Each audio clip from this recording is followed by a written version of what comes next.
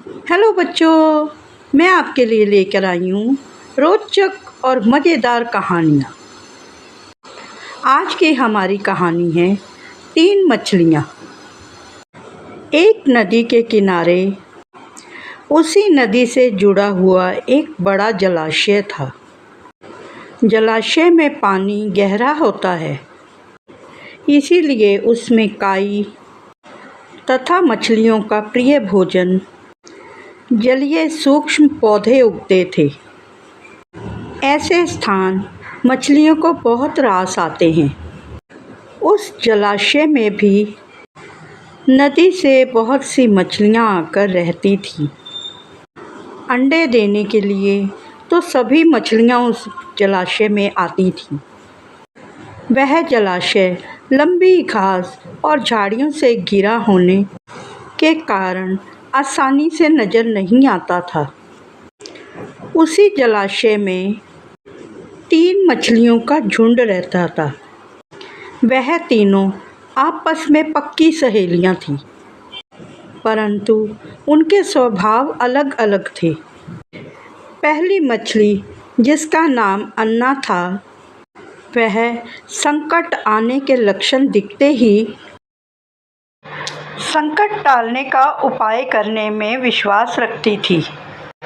दूसरी मछली, जिसका नाम पृथ्वी था, वह कहती थी कि संकट आने पर ही उससे बचने का यत्न करना चाहिए। तीसरी मछली, जिसका नाम यद्दी था, वह सोचती थी कि संकट को टालना या उससे बचने की बात सोचना बेकार है। करने कराने से कुछ भी नहीं होता। जो किस्मत में होता है वह होकर ही रहता है। भिन्न भिन्न विचारों के बावजूद दोनों थी पक्की सहेलियां। एक दूसरे के बिना एक पल भी नहीं रहती थी। एक दिन की बात है, शाम को मछुआरे नदी में से मछलियां पकड़कर घर की ओर जा रहे थे। बहुत ही कम मछलियां उनके जाल में फंसी थीं, इसीलिए उनके चेहरे बहुत उदास थे। तभी उन्हें अचानक एक झाड़ी के ऊपर मछली खोर पक्षी, जो केवल मछलियां ही खाते हैं, उनका झुंड उड़ते हुए देखा। सब पक्षियों की चोंच में मछलियां दबी हुई थीं। यह देखकर वह चौंक गए। एक ने अनुमान लगाया, दोस्तों, लगता है झाड़ियों के पीछे नदी से जुड़ा हुआ कोई जलाशय है, जहाँ पर इतनी सारी मछलियाँ पल रही हैं। इतना सुनते ही सारे के सारे मछुआरे झाड़ियों में से निकलकर जलाशय के तट पर आ पहुँचे और इतनी सारी मछलियों को जलाशय में करलव करते हुए उनकी आंखें ललचा गई। एक मछुआरा बोला, आहा, इस जलाशय में तो मछलियां ही मछलियां भरी पड़ी हैं। आज तक हमें इसका तो पता ही नहीं चला। दूसरा बोला, यहाँ पर हमें ढेर सारी मछलियां मिलेंगी। तीसरे ने कहा, चलो साथियों, अब तो शाम ढलने वाली है, कल सुबह ही यहाँ आकर जाल डालेंगे। इस प्रकार मछुआरे दूसरे दिन का कार्यक्रम तय करके वहाँ से चले गए। तीनों मछलियों समेत कई मछलियों ने मछुआरों की बात सुन ली थी। अन्ना मछली ने कहा, साथियों, तुमने मछुआरों की बात सुन ली होगी। अब हमारा यहाँ रहना खतरे से खाली नहीं है। खतरे की सूचना हमें मिल गई है।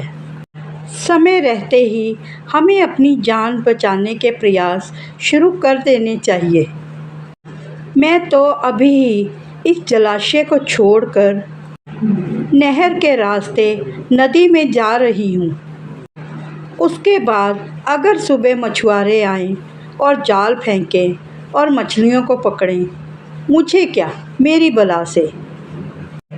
तब तक तो मैं दूर नदी में अटखेलियाँ कर रही होंगी।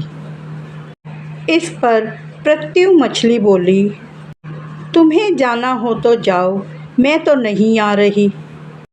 अभी खतरा आया कहाँ है जो हम इतना घबराएं। हो सकता है हम जिस संकट की बात कर रहे हों वह संकट आए ही ना।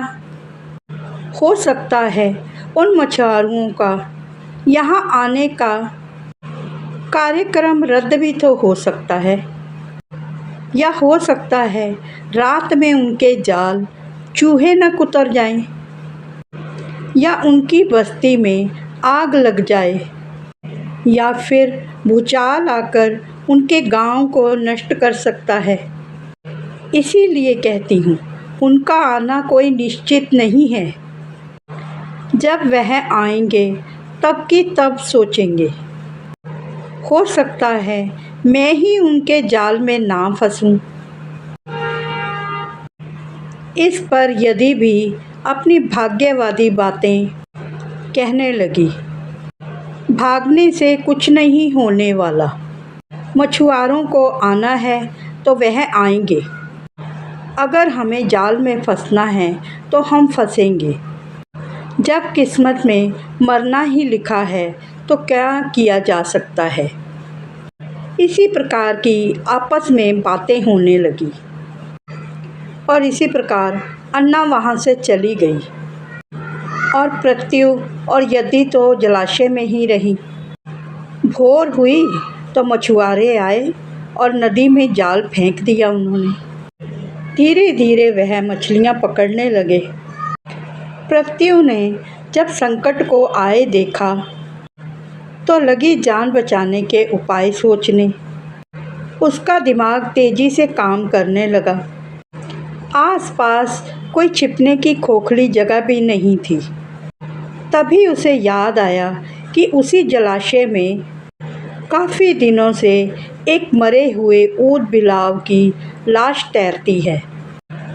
वह ही उसके बचाव के काम आ सकती है। जल्दी ही उसे वह लाश मिल गई। लाश अब सड़ने लगी थी।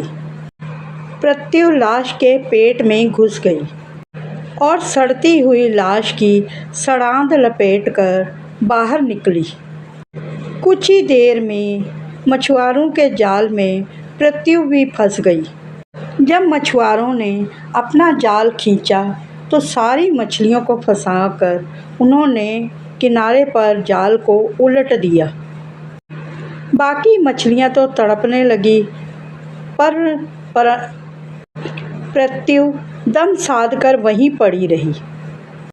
जब मछुआरों को सड़ांध का भपका लगा तो वह सारी मछलियों को उलट पलट कर देखने लगा। उसने निश्चल पड़ी प्रत्यु को उठाया और सूंघा। ओहो, यह मछली तो कई दिनों से मरी हुई है और सड़ चुकी है। ऐसा बड़बड़ाकर उस मछुआरे ने बुरा सा मुंह बनाया और प्रत्यु को उठाकर जलाशय में पुनः फेंक दिया। प्रत्यु अपनी बुद्धि का प्रयोग करके संकट से बच निकलने में सफल हो गई थी। पानी में गिरते ही उसने गोता लगाया और गहराई में जाकर सुरक्षित जगह पर जाकर उसने अपनी जान की खैर मनाई। यदि भी दूसरे मछुआरे की जाल में फंस गई थी और एक टोकरे में डाल दी गई थी। भाग्य के भरोसे बैठी रहने वाली यति ने उसी टोकरे में दूसरी मछलियों की तरह तड़प तड़प कर अपने प्राण त्याग दिए। बच्चों, इस कहानी से हमें यह शिक्षा मिलती है कि संकट आने पर हमें मिलजुल कर उसका सामना करना चाहिए, ना कि हाथ पर हाथ धरे रहते बैठे रहना चाहिए। बच्चों, आपको हमारी कहानी कैसी लगी हमें कमेंट करके ज़रूर बताइए और हमारे चैनल को लाइक, शेयर और सब्सक्राइब कीजिए। फिर मिलते हैं। बाय।